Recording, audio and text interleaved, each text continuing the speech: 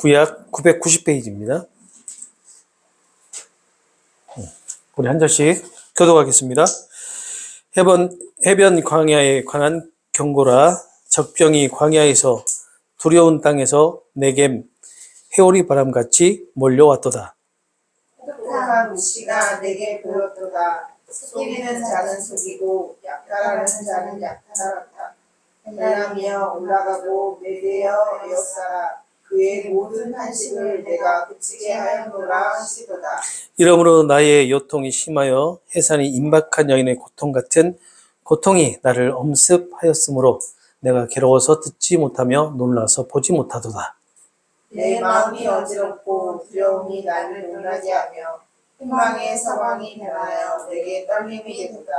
그들이 식탁을 베풀고 파수꾼을 세우고 먹고 마시도다. 너희 고관들아 일어나 방패에 기름을 바를지어다. 그래서 내게 이르시되 가서 파수꾼을 세우고 그가 보는 것을 보고하게 하되 마병대가 쌍쌍이 오는 것과 나기 때와 낙타 때를 보거든 귀 기울여 자세히 들으라 하셨더니 파수꾼이 사자같이 부르짖기를 주여 내가 낮에 늘 망대에 서 있었고 밤이 새도록 파수한 곳에 있었더니 보소서 마병대가 쌍쌍이 오나이다 하니 그가 대답하여 이르시되 함락되었도다 함락되었도다. 바벨론이여 그들이 조각한 신상들이 다 부서져 땅에 떨어졌도다 하시도다. 내가 질밥은 너여 내가 타작한 너여 내가 이스라엘의 하나님 만군의 여호와께 들은 대로 너희에게 전하였노라. 아멘. 자, 하나님은 남유다에게 이렇게 말씀하시죠. 너희들이 도움을 받고자 하는 그런 열방들, 그리고 너희들이 도움을 주고자 했던 그 열방들은 너희들이 의지해야 될 그런 대상이 아니고 하나님만이 너희들이 신뢰하고 의지해야 되는 대상이다라는 그런 메시지를 이사야 선지자를 통해서 하시는데 어떤 방법으로 그렇게 예언을 하셨어요? 남유다의 주변 열방들을 심판하시는, 멸망시키는 방법으로 이렇게 예언을 하신단 말이에요. 그리고 또 남유다가 동맹의 손을 뻗친 나라들, 그리고 남유다에게 동맹을 요청했던 그런 나라들에 대한 나라들이 하나씩 하나님의 그 섭리에 의해서 어떻게 돼요? 아수르 제국을 사용하셔서 멸망을 시키잖아요. 점령을 당하고 멸망을 당하게 하는 그런 사건들이 우리가 지난 시간까지 쭉 살펴봤던 내용들입니다. 오늘 우리가 살펴본 이 내용은 바빌로니아에 대한 예언이죠. 바빌론에 대한 예언인데, 바벨론에 대한 예언은 우리가 13장과 14장에서 이미 한번 다루었어요. 이미 한번 다루었는데, 13장과 14장 이 말씀의 그 시기가 주전 625년 아수르를 멸망시킨 신바벨론 제국에 대한 예언이었어요. 이 신바벨론 제국이 BC 539년에, 주전 539년에 페르시아, 바사죠, 바사의 고레스 왕에 의해서 멸망하기 전에 이 하나님은 이사야 선지자를 통해서 바벨론에 대한 예언을 하시는데 그 예언이 뭐예요? 바벨론이 반드시 멸망을 하게 된다라는 그런 예언이었죠. 그리고 이 예언은 바벨론이 어떻게 보면 하늘에 있는 신까지도 통치하려고 했던 그런 교만함, 그리고 백성들의 교만함, 그리고 우상 섬김, 이러한 것들에 의해서 하나님께서 심판하시겠다라고 하는 그 예언을 주셨던 내용이 우리가 지난 시간이 아니라 저번에 한번 살펴보았던 13장과 14장의 내용이에요. 오늘 본문은 이 13장과 14장에서 나와 있던 그 세상의 영광을 대표하는 그 바벨론, 이 바벨론에 대한 내용에 이어서 좀 추가적으로 나타내는 그런 내용으로 우리가 살펴보려고 해요. 이 내용을 살펴보기 전에 오늘은 이 바벨론의 역사를 조금 살펴봐야 될 것 같아요. 바벨론이 어떻게 형성이 되었고 어떻게 방하게 되었는지에 대해서 좀 살펴볼 건데, 제가 조사한 거에 대해, 조사를 한 그런 날짜들, 연도들이 조금, 일견으로는 틀릴 수는 있어요. 그냥 참고해서 그냥 들으세요. 오늘 이 역사를 제가 좀 조사한 것은 그냥 간단하게 여러분들에게 바벨론이 어떻게 형성이 되었고, 어떻게 망했는지 정도만 말씀을 드리고, 나중에, 제가 이사해설을 하면서 한 가지 느낀 것이, 유대 전쟁사, 내지는 그러한 역사들에 대한 것을 오후에 한번, 주일날 오후에 쭉 한번 했으면 좋겠다라는 그런 생각이 들었어요. 여러분들에게 신학적인, 그리고 이 성경적인 그런 지식도 좀 알려드리기 위해서 한 번은 했으면 좋겠다라는 그런 생각이 들어서 나중에 하려고 합니다. 그때 더 자세하게 다루기로 하고, 오늘은 그냥 간단하게 바벨론의 역사에 대해서 오늘 간단하게 좀 살펴볼게요. 이 바벨론 제국이 처음에 형성된 것은, 그러니까 주전 1895년이에요. 그러니까 이 1895년에 형성된 이 바벨론은 고대 바벨론이라고 합니다. 이 고대 바벨론은 약 300년간 유지가 됩니다. 300년간 유지가 되는데, 1895년 이후에 1595년에 히타이트 왕 무르실리 1세에 의해서 고대 바벨론이 멸망을 하게 돼요.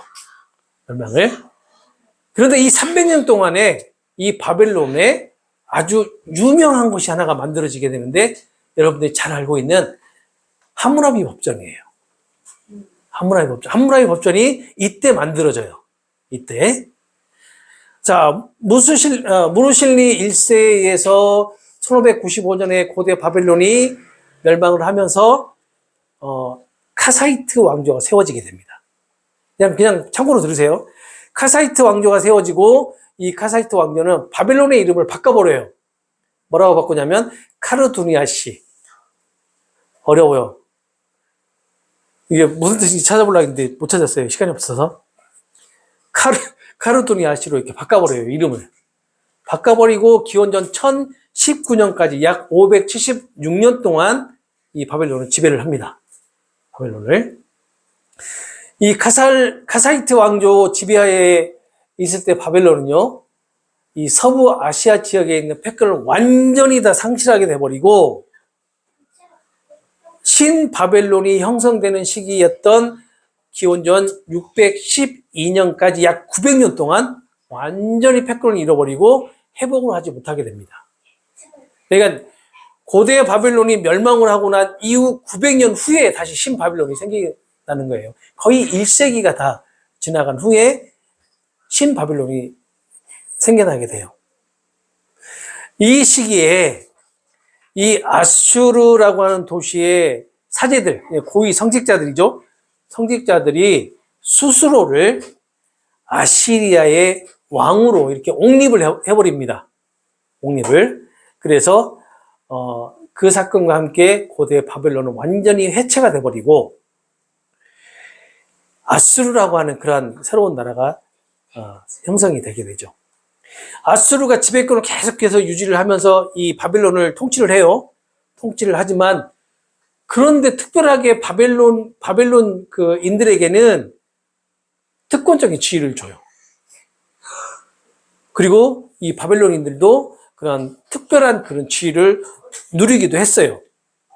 그래서 바벨론인들은 암암리에 계속해서 영향력을 조금씩 확대해 나갔다고 해요.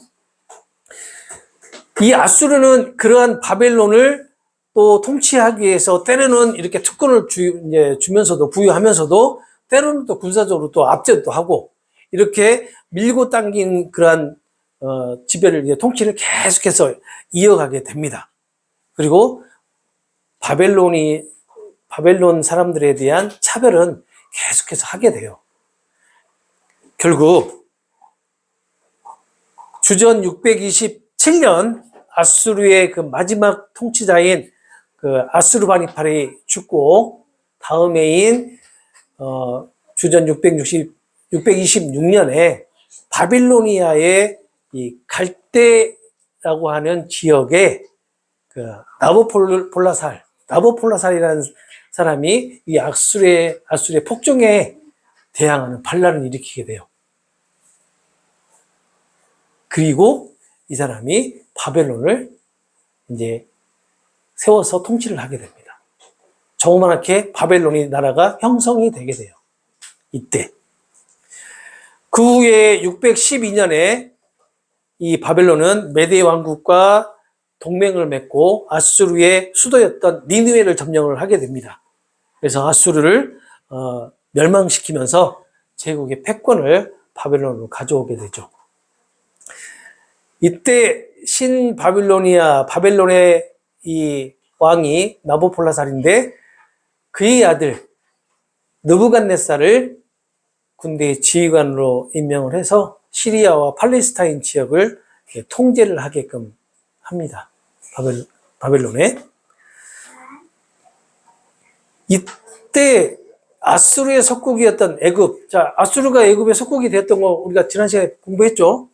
애굽. 그리고 어디죠? 구스까지 같이 공부를 했었죠. 아수르의 속국이었던 애국은 끝까지 아수르와 함께 도와서 바벨론에 저항을 해요. 저항을 하는데 605년에 아주 유명한 해상 전투 사건이 있습니다. 그게 뭐냐면 갈그미스 해전이에요. 이 갈그미스 해전에서 패하게 되고 결국은 바벨론은 아수르가 점령했던 모든 지역들을 통치하게 되고 대부분을 다 차지하게 됩니다. 그리고 BC 604년에 이 신바벨론의 초대 왕이었던 나보폴리살이 죽고 느부갓네살이 바벨론의 왕위에 오르게 돼요. 이 시기에 남유다는 또 공교롭게도 애굽과의 동맹을 유지하면서 애굽을 섬기게 됩니다. 그래서 BC 597년에 느부갓네살은 예루살렘을 침략을 하죠. 그리고 성전과 예루살렘 성의 포문을 약탈하고 남유다의 여호야긴 왕과 많은 관리들을 비롯해서 수천 명의 남유다인을 포로로 끌고 가는데 아마 이때 다니엘이 같이 포로로 끌려가게 돼요. 우리가 다니엘서에 나오는 다니엘 있죠? 그 다니엘과 세 친구들이 바로 이때 이 바벨론으로 포로로 같이 끌려가게 됩니다. 또 이 시기에 남유다가 했고 그 후에 남유다의 시드기야 왕 때 이 바벨론에 대한 반란을 일으키게 돼요. 시드기야 왕이 반란을 일으켜서 이 느부갓네살 왕은 예루살렘을 공격해가지고 BC 586년에 예루살렘 성전과 성이 완전히 파괴가 되어버립니다. 어떻게 보면 이렇게 기세등등했던 그 바벨론의 그 세력은 영원할 것 같았어요. 영원할 것 같았는데 이 바벨론의 위용은 지속되지 못하죠. 주전 562년에 느부갓네살 왕이 죽고 그 후에 6년 동안에 3명의 왕이 바뀌게 돼요. 이 바벨론의 왕이 바뀌게 되면서 경제가 파탄에 이르게 됩니다. 제가 화면을 준비하지는 못했지만 그때 당시 이 바벨론의 성이나 바벨론의 이 궁전을 보게 되면 너무 화려해요. 나중에 인터넷에서 한번 봐보세요. 바벨론 제국 하면 신바벨론 제국 하면 나오는데 규모도 어마어마하고 그리고 색채며 이런 것들이 너무나 화려한 그런 나라에서 경제가 파탄이 되게 돼요.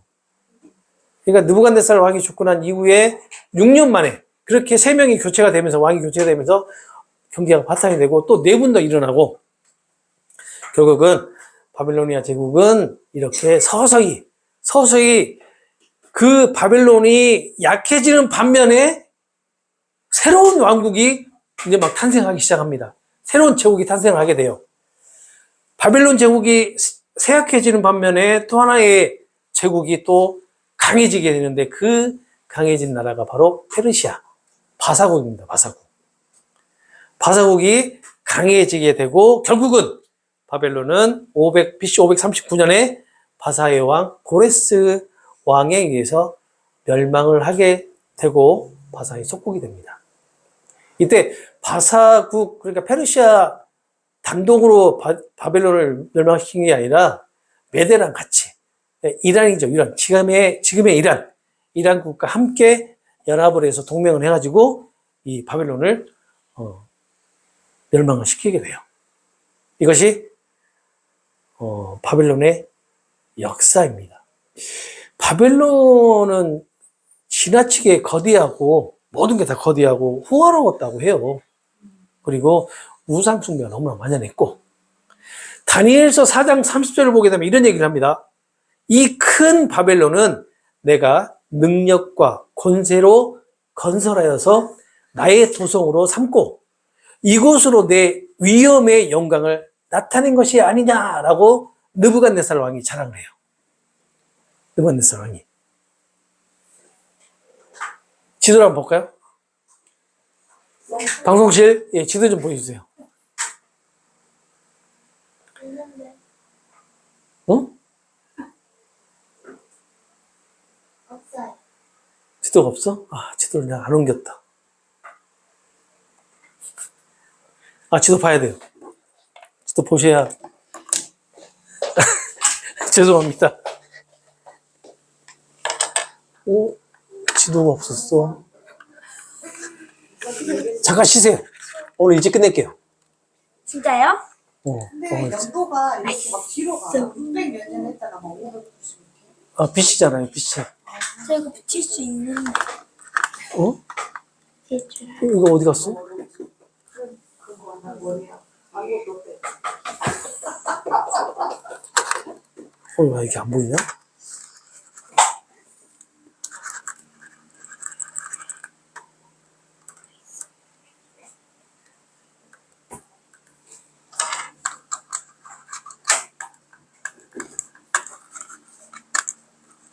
아, 이거 안 되겠다. 그냥 갑시다. 또 마우스가 말 안 듣네. 그러니까 예전에 제가 아수르 제국에 대한 사진을 보여드렸잖아요. 그 지역 거의 다 대부분을 다 차지합니다. 바벨론이. 그런데 공교롭게도 바벨론이 차지했던 모든 지역을 그 다음 제국인 페르시아가 또 차지해요.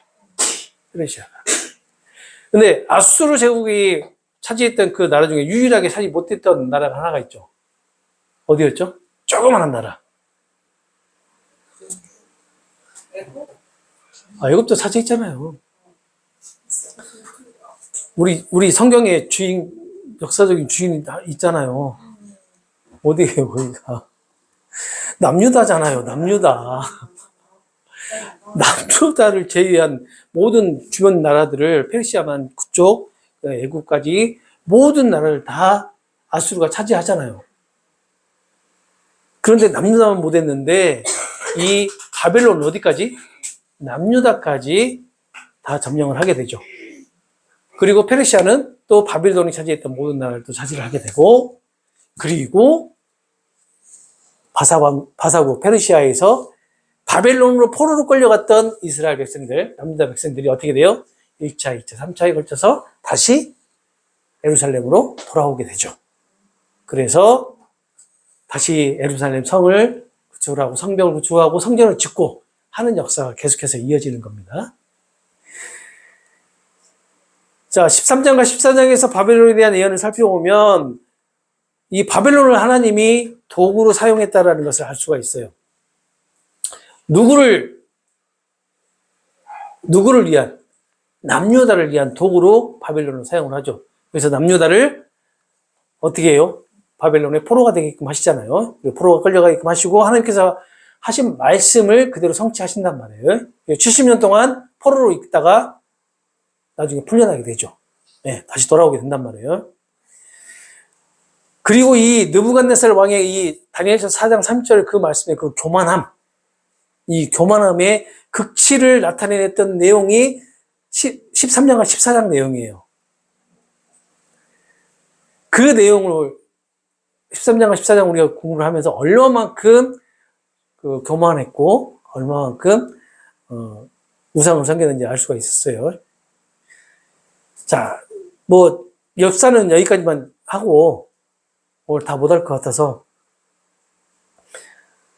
자, 이제 바벨론을 향한 하나님의 예언의 말씀을 쭉 한번 살펴보도록 하겠습니다. 1절을 보시게 되면 해변 광야에 관한 경고라. 적병이 광야에서 두려운 땅에서 내게 해오리같이 몰려왔도다 라고 하는데, 1절은 이 바벨론의 불길한 운명을 예언하는 것이라고 볼 수가 있어요.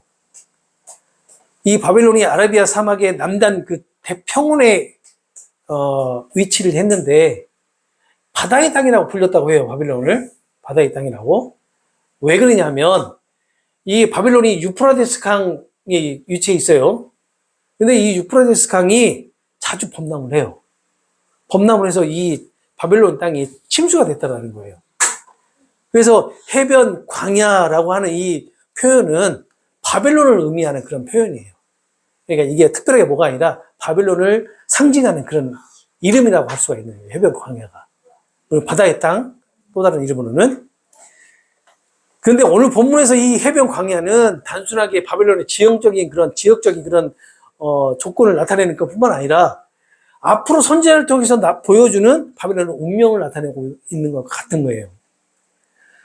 네겝이라고 하는 것은 유다의 남쪽에 있는 네겝 사막을 의미하는데, 이 네겝, 유다의 남쪽 사막에서 이 적들이 쳐들어오는 것을 의미하는 것이 아니라, 이 말이 그 사막의 해오리 바람처럼 무섭고 신속하게 바벨론의 적들이 쳐들어올 것이다 라는 그런 의미로 표현한 거예요. 그쪽 지역에서 쳐들어온다는 게 아니고요. 이렇게 아수르의 반란을 일으켜서 대항을 하고 있었던 이 바벨론에 대한 환상을 계속해서 이제 주는데, 2절부터 그 환상이 나옵니다. 바벨론이 어떠한 모습으로 변하는지. 2절을 보게 되면 혹독한 묵시가 내게 보였도다. 자, 혹독한 묵시, 아주 비참하고 무시무시하고 두렵고 떨리는 그러한 환상이 이사야 선지자에게 보였다라는 거예요. 속이는 자는 속이고 약탈하는 자는 약탈을 하도다 라고 하는데, 이 말은 뭐냐면 나라들 사이의 이해관계죠. 나라들 사이의 이해관계. 즉 하면서 어제의 벗이었던 바사 왕국과 메대 왕국이 오늘은 나의 적이 되어버린 거예요. 이것을 의미합니다. 속이는 자는 속이고 약탈하는 자는 약탈하도다가 바로 이런 얘기예요. 엘람이여 올라가고, 바사여 올라가고, 어디로 올라가요? 바벨론으로 올라가고, 메데어에 에워싸라. 이란이여 이 바벨론을 어떻게 해요? 둘러싸라, 포위해라 라고 하는 거예요. 다시 말하면 한때 같이 동맹을 이루었던 바사 왕국과 메데 왕국이 이제는 적이 돼서 바벨론을 포위하고 바벨론을 공격하는 그러한 처지가 되고 대적이 되었다라는 것을 얘기하고 있는 겁니다. 아수르에게 대항하기 위해서 동맹을 맺었던 바사 왕국과 메대가 반란을 일으키고 배반을 하고 바벨론을 침략하게 된다는 것인데, 거기에 보면 혹독한 묵시, 비참한 모습을 내가 환상으로 보았다라고 하는데, 이 바사와 메대가 바벨론을 공격하는 그 모습이 얼마나 비참했는지를 지금 얘기를 하고 있는 거예요. 자, 이것이 지금 일어나고 있는 일이 아니라 지금 환상으로 보여주는 거예요. 이사야 선지자에게. 이사야 선지자는 나는 두려운 환상을 보았다라고 하는데, 그 환상 가운데 여호와 하나님께서 말씀하시기를 반역자가 반역을 하고 약탈자가 약탈을 하고 엘람 족속이 공격을 하고 그리고 메대 족속이 포위를 하고 했다라는 거죠. 그리고 내가 바빌로니아 제국에 짓눌렸던, 그러니까 하나님께서 말씀하시기를 바빌로니아 제국에 짓눌리면서 탄식하고 있는 온 세상, 바빌론의 포로로 잡혀져 있었던 그런 모든 세상의 민족들의 고통을 끝낼 것이다 라고 말씀하셨던 부분이 바로 2절이라는 얘기예요. 이 선지자는 이렇게 무시무시하고 공포스러운 환상을 보았다고 하면서 또 3절에 이 공포스러운 환상으로 자신의 허리가 끊어질 정도로 아팠다라고 얘기를 해요. 3절을 보시게 되면 이러므로 나의 요통이 심하여서 해산이 임박한 여인의 고통 같은 고통이 나를 엄습하였으므로 내가 괴로워서 듣지 못하며 놀라서 보지 못하도다 라고 합니다. 아주 무시무시하고 공포스러운 이 환상은 큰 성 바벨론이 함락되는 광경이었어요. 13장과 14장을 보면서 바벨론이 어떻게 없어지는지를 우리가 봤잖아요. 그리고 그 광경은 마치 산모가 해산하는 고통 때문에 몸부림치는 것처럼 고통이 이사야 선지자를 덮쳤더라는 겁니다. 이 환상을 보면서도 이사야 선지자가 너무나 고통스럽다는 그런 얘기예요. 그 모습을 보면서. 그 장면들이 너무나 무섭고 두려워서 이사야 선지자가 몸서리를 쳤다라는 것이고, 이렇게 갑작스러운 슬픔과 극도의 공포에 사로잡혀서 선지자가 순간적으로 마비가 되었을 것이다. 그래서 아무것도 들리지 않았고 아무것도 보이지 않았을 것이다 라고 얘기하는 거죠. 이런 것을 얼이 빠졌다라고 하죠. 얼이 빠졌다. 환상을 보면서 이렇게 이사야 선지자가 아마 얼이 빠졌던 상태가 되지 않았냐, 나는 그렇게 추정을 해봅니다. 이사야 선지자는 이 환상 가운데 극한의 공포를 느끼게 되었을 거예요. 말 그대로 우리가 생각하는 것 같이 보지 못할 걸 본 거죠. 보지 못한 것. 인간의 참혹함을 보았기 때문에, 한 나라의 참혹한 그런 멸망을 보았기 때문에, 이 환상은 바벨론이 대제국이 되기 전에 보여준 거예요. 그러니까 조그마한 바벨론이 아수르를 대항해서 자꾸 반란을 일으키고 하는 그 시기에 보여준 거란 말이에요. 이사야 선지자가 환상을 보고 예언할 때 이 바벨론은 아주 작았고 아수르가 이 서남 아시아권을 패권을 잡고 있었던 그러한 시절이었어요. 그런데 하나님은 이사야 선지자에게 바벨론이 앞으로 이렇게 대제국이 되고 난 이후에 남유다가 멸망을 하고, 그리고 남유다가 멸망을 하고 난 이후에 바벨론이 이렇게 바사왕국에 의해서 처참하게 멸망을 하게 될 것이다 라는 것을 미리 다 보여주시는 거예요. 바벨론이 대제국이 되고 큰 제국이 되고 난 이후에 이러한 예언을 주신 것이 아니라 이미 그 전에, 이러한 제국이 되기 전에 이렇게 예언을 해 주셨던 겁니다. 바벨론이 앞으로 남유다 조국인, 그러니까 이사야 선지자의 그 조국인 남유다가 이 바벨론에서 멸망을 하고 포로로 끌려간다라는 것을 이미 예언을 통해서 보여주셨기 때문에 다 알고 있잖아요. 이사야 선지자는. 그러면 어떻게 보면 바벨론이 이러한 멸망을 예언을 주게 되면 저 같으면 속이 좀 후련할 것 같아요. 그런데 너무나 참혹하기 때문에, 참혹한 그러한 멸망의 모습을 하나님께서 환상을 통해서 보여주셨기 때문에 이사야 선지자가 오히려 안타까워할 정도로, 이 바벨론이라는 이 나라를 안타까워할 정도로 처참했다라는 거예요. 그래서 4절에 보게 되면 이렇게 얘기를 하죠. 내 마음이 어지럽고 두려움이 나를 놀라게 하며 희망의 서광이 변하여서 내게 떨림이 되었다라고 한단 말이에요. 무슨 말이에요? 선지자의 심장이 심하게 뛸 정도로 마음의 공포에 사로잡혔다는 거예요. 이 환상을 보면서 부들부들 떨었다는 거죠. 무서워서. 희망의 서광이라는 이 말을 직역을 하면 어떤 의미냐면 나의 기쁨의 저녁이에요. 나의 기쁨의 저녁.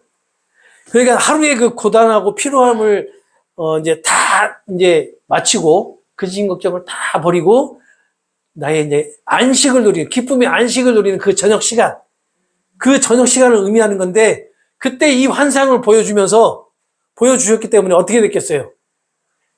그 기쁨의 저녁이 됐겠어요? 아니면 덜덜 떨리는 공포의 밤이 됐겠어요? 그렇죠. 바로 그렇게 지금 표현을 하고 있는 겁니다. 내가 안식하고 편안한 저녁을 누려야 될 그 시간에 하나님께서 나에게 환상을 보여주셔서 그 환상 가운데 보여준 바벨론의 처참한 모습을 통해 내가 지금 이 저녁에 안식을 누려야 되는데 누리지 못하고 지금 두려움이 덜덜 떨리고 있다. 내 심장이 떨리고 내 마음이 지금 떨리고 있다라는 그런 표현을 지금 하고 있는 겁니다. 이처럼 이 바사왕국과 메데 왕국의 이 연합군이 이 바벨론의 침략을 임박한 시점에 놓여 있는 이러한 환상의 모습을 보여주면서 또 어떤 모습을 보여주냐면 바벨론의 이 연애 장면을 보여준단 말이에요. 그러니까 어떤 장면이에요? 그 느부갓네살 왕이 뭐 하는 거? 그 귀족들을 불러다가 잔치를 벌이는 모습을 보여준단 말이에요. 그게 5절이에요. 5절.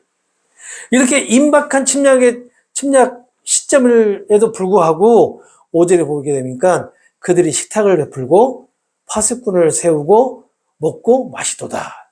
라고. 우리 이미 13장에서 14장에서 이미 이것을 한번 살펴봤어요.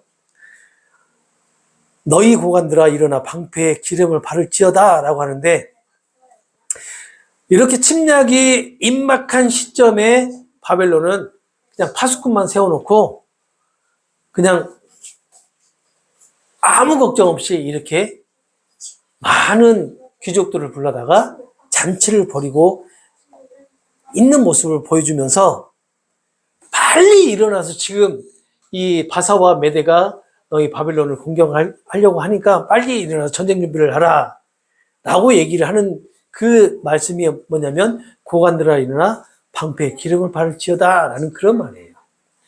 이 말이 뭐냐면 그러니까 이때 당시에 방패가 대부분 다 나무였어요. 나무. 근데 나무에다가 가죽을 입혔다고 해요. 방패를 만들 때 가죽을 입을인데 전쟁을 나가기 전에 항상 그 가죽을 입힌 위에는 기름을 발랐다고 합니다. 기름을 왜 바를까? 칼이나 창이 그렇지 미끄러지도록 공격했을 때 미끄러지도록 미리서 이렇게 준비를 한대요. 전쟁을 할 때. 그런데 봐보세요. 지금 뭘 하고 있어요? 잔치를 벌이고 있어요. 고관들이 잔치를 벌이고 있어요. 지금 바벨론 왕이 초대를 해가지고 잔치를 벌이고 있단 말이에요. 그렇다면 이게 무엇을 의미를 하는 것이냐? 태만함을 나타내는 거죠. 지금 안위에 빠져 있고 이 안일함에 빠져 있다는 거죠. 지금 바벨론이 지금 그러한 모습을 보여주고 있는 거예요. 그러나 그 반대에 있는 바사 왕국과 메데 왕국은 지금 어떻게 하고 있어요? 바벨론을 점령하기 위해서, 바벨론을 침략하기 위해서 지금 준비를 하고 몰려오고 있단 말이에요. 그런 상황인데 바벨론은 잔치를 벌이고 있는 거죠. 그냥 단순하게 우리가 얘기해서 몇 명의 경비병만들을 세워놓고 아무런 준비도 안 하고 전쟁 준비도 안 하고 대응할 준비도 안 하고 잔치만 벌이고 있다라는 그런 모습을 그대로 지금 5절에 보여주고 있는 거예요. 자, 그러면 이런 바벨론의 결론은 어떻게 될까? 아마도 알 수가 있겠죠. 자, 이러한 상황의 바벨론의 멸망을 기록하고 있는 것이 다니엘서 5장이에요. 다니엘서 5장. 다니엘서 5장을 잠깐 살펴보면요. 바벨론의 왕, 마지막 왕이죠. 마지막 왕, 벨사살은 귀족 1000명과 함께 잔치를 베풀고 즐겼어요. 그런데 페르시아의 고레스 왕이 군대를 일으켜서 메데 왕국과 연합해서 바로 침략을 하는 거죠. 바로 그러한 배경이 다니엘서 5장의 내용이에요. 그렇게 지금 바빌론은 아주 안일함에 빠져가지고 지금 옆에 있는 바사국에서 쳐들어온다는 것도 모르고 지금 그렇게 안일함에 빠져 있는 거죠. 벌써 시간이 이렇게 돼서 오늘은 여기까지 하고 부족한 부분은 다음 시간에 계속 이어서 이렇게 여러분과 함께 내용을 살펴보도록 하겠습니다. 기도하겠습니다.